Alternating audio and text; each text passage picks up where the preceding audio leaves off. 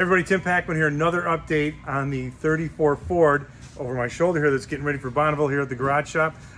Take a look at it. The motor is now in there, but here's how it went from the dyno into the car. And we're gonna have Derek Kearns explain it to us for us.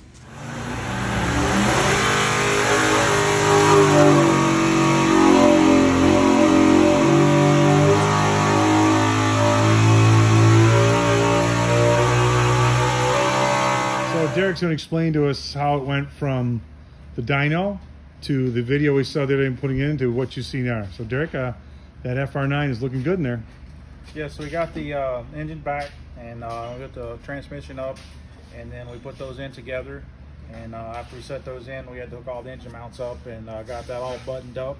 And then we made all the lines in-house. We have Max works for us. He made all of our lines, crimped them all here.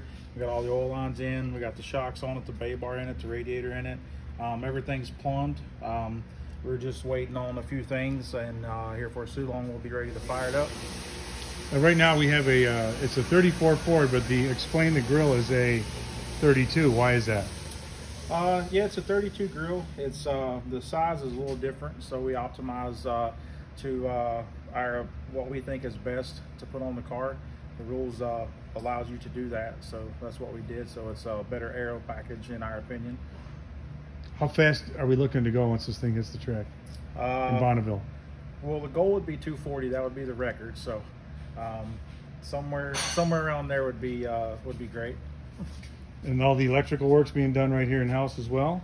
Yeah, Steve here did all the electrical work, he did all the wiring, everything that's in there. We will have Motec coming out next week to put all the computer stuff on it for Motec, for all of our sensors, all the telemetry that they have. So it'll have ride heights, it'll have steering input, it'll actually have live feed for video while we're out at Bonneville, so everyone can watch back at the trailer as the car is going down track.